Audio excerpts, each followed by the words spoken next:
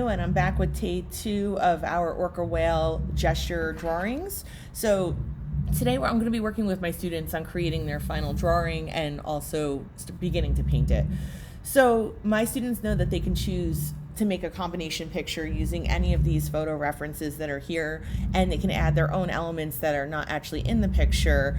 So that might include, a family of orca whales, things like that. Anything you can think of. We're not trying to add a sense of humor, though, to this picture in particular. The one that I'm going to focus on for my drawing is this top left one here. So for my real painting, I want to draw first with pencil as large as I possibly can. And I want to have a large pink eraser nearby because I don't want to use the eraser from the back of my pencil. It's going to chew up my paper. It's not made for art. And I just want to have that nearby because even someone like me, I make mistakes constantly. So I'm sure my students will as well, and it's no big deal. So my beginning drawing is a little bit sketchy, and I'm trying to get the width of my whale, and the only way I could do that is by really looking. So I have all these extra lines. I'm going to give them a quick erasure. There we go. My students laugh a little bit when I say the word erasure, but it is the action of erasing something with an eraser. You're making an erasure. So here we are. I'm going to blot out my black portions.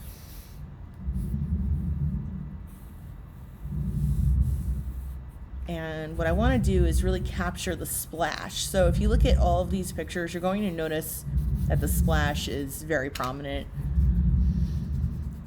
Erasing as I go. My students are going to be working slower than this, and they know that they can make their own whale. It doesn't have to be this one. I just wanted to show a quick sketch of how they might get started with this because it might be hard to figure out how to get started. This project's always a hit with my 4th graders. I've done this now for 3 years with 4th grade, and I always receive the most imaginative pictures. It's a lot of fun for all of us. Okay, so we're going simple, we're going light, easy does it, easy stuff. Some of my students have been asking, can I shade in? You can, but we're going to actually move on to painting really soon. But yeah, if you want to give it a very quick shade, just like this, just to show yourself where the black areas are going to go. Something like that works perfectly. All right, the thing I'm missing is my horizon line, which is the line that separates the sky from the ground. As I look, I even see that the shape of the dorsal fin needs to change a little bit. So it's all a looking thing. I wouldn't know that unless I really looked. So I want my students to really look. So there's my horizon line. And as I look in the distance, there's a beautiful mountain range in the background. So I want to capture all that. So again, in your actual drawing, you can add other things to your drawing. So if you want to have something happening, some more action happening in your picture, you can. Someone had talked about putting a volcano in the background. I think that would be really nice. So I encourage you to make these your own. Once we have our drawing nailed down, we're going to make some erasures.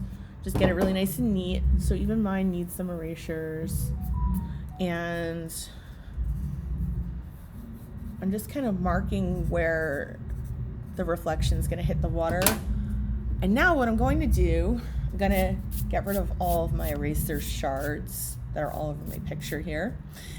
And this is really simple. This is probably where we're going to be ending today. So my students are going to be drawing their picture just like this, their own way, of course. But then the last thing we're going to do today is a little bit of painting. My students are going to receive a tempera paint cool color pack like this. I actually made these myself. This is something I do all the time. I'm always creating my own little paint sets to match different colors that we're using. We're only using black today. Okay, and here's what's going to happen. I have my water here. You're not going to see me dipping in my water because it won't fit in the screen. But what I'm going to do is put water on my brush, and then I need to swirl, swirl, swirl. Now I'm only going to have one of these out on each table. It's important to work neat. It's important not to splash. You don't want to splash accidentally on somebody else's art. They won't appreciate it. Okay, so you just want to be mindful. Also, when you're erasing your picture, any kind of little erasures that you need to make, please be mindful of the people sitting with you. Now I know you're thinking, well, how am I going to show the flipper, right? You see what I'm doing? I'm actually leaving it a little bit white right around it. All right, so I'm leaving just that little area like that, because otherwise you won't see it. But next week I have a plan for this. I'm actually going to show my students how to add other colors to make their picture stand out. So this is just the beginning, and I would love if my students all had their orca whales painted with black today.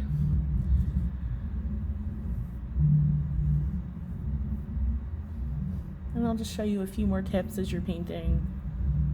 Okay, it's a very thin line right here, super thin. Okay.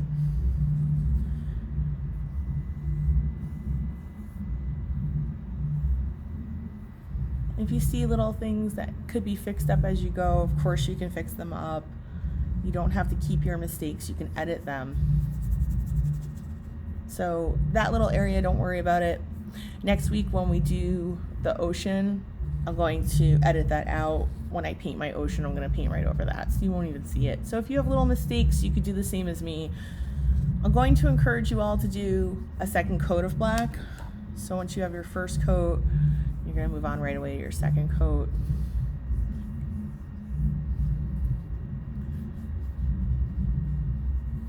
Okay. Even that, like right there, I think that helps. And mistakes are allowed. My students are only in 4th grade. We're not trying to have anything perfect. I always say I want this to be a reflection of where my students were at this time in their life. They were in 4th grade, you know, and not beyond. So I always stress that it's all right. Let it come out the way it does. Always try your best, of course, but it should be a reflection of where you are at this point in your life. Okay, I've gotten in my second coat. Next week when I make my next video, I'll be starting to paint my background. I'll show you how to do all that. So until next time, I'll see you guys soon. Take care. Bye.